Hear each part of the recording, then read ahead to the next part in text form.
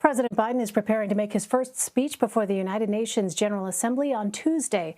The speech comes on the heels of the chaotic U.S. withdrawal from Afghanistan, including news that an American drone strike in Kabul killed at least 10 civilians. The Biden administration is also hoping to rally its allies on international issues like climate change and the pandemic, and to take a tougher stance on authoritarian regimes like China. For more, I want to bring in CBS News Chief White House correspondent Nancy Cordes. She joins us from the United Nations in New York City.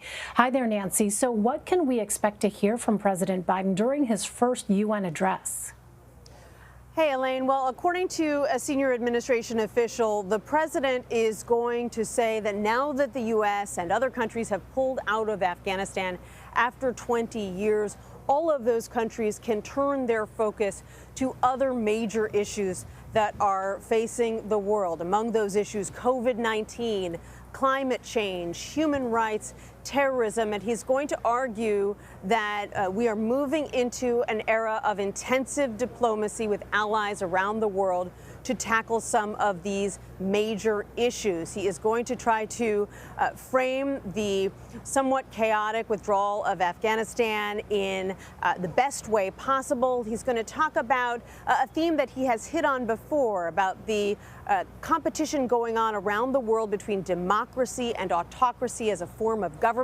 He'll make the case once again for why he believes that democracy is the form of government that works best and yields the best results. But he's coming into this speech at what the White House knows is a very delicate time, when there are strains between the U.S. and some allies that they typically don't have many problems with. And that may be why the White House chose today, just before the president headed up here to New York, to announce that they were going to be loosening some travel restrictions, some COVID-19 travel restrictions, to make it easier for people around the world to come here to the United States. So I want to ask you more about that in a moment. Do we know if the president is planning any sidebar meetings with world leaders? Yes, he is meeting tonight with the UN Secretary General, which, you would think would be more or less of a formality. But this time around, leading into that meeting, the Secretary General had some pretty pointed words. He said that the relationship right now between the U.S. and China, two major world powers, is dysfunctional, and that the two countries need to work on fixing it. Otherwise, it could lead to another Cold War. So that's quite a hefty issue for the president to discuss with the UN Secretary General tonight.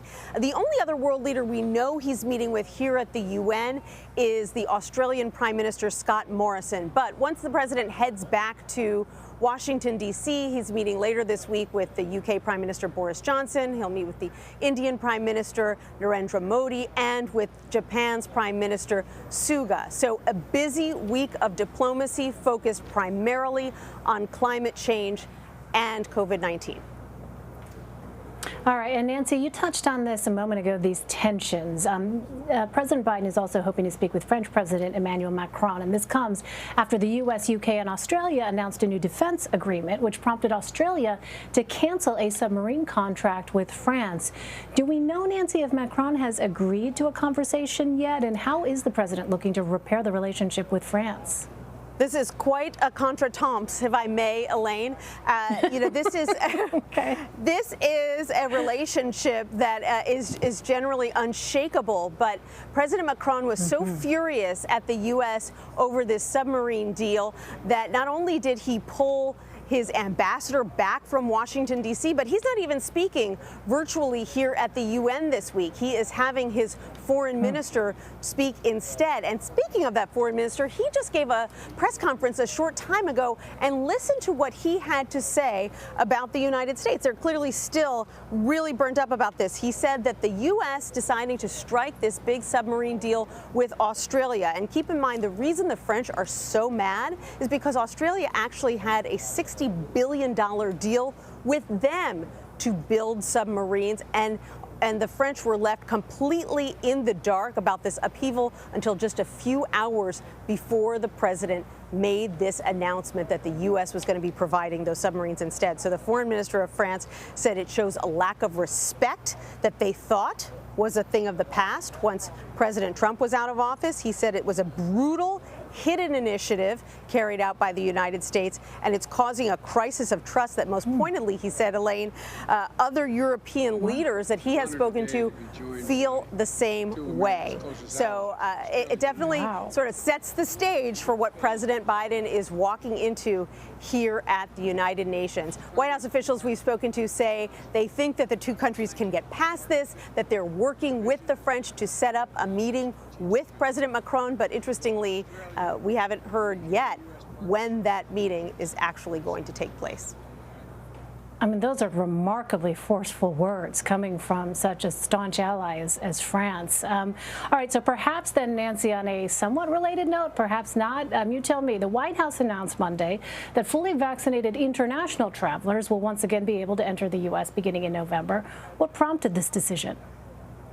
Well, the White House says that what prompted it was that they had these working groups essentially trying to tackle this problem for months, since the summer, trying to figure out what was safest, who they could allow into the country. And they determined that what they would do is basically make this blanket rule that if you want to travel into the United States from abroad, you need to show proof of vaccination. They say it had nothing to do with the fact that the UN General Assembly was starting this week, and the fact that other countries, particularly in Europe, had already loosened their restrictions, were allowing more Americans back into those countries, and that there was a lot of pressure on the U.S. to do the same. But it's hard to ignore the timing, the reality that this is something of a sweetener that the U.S. can point to as the president heads into those meetings here at the UN this week.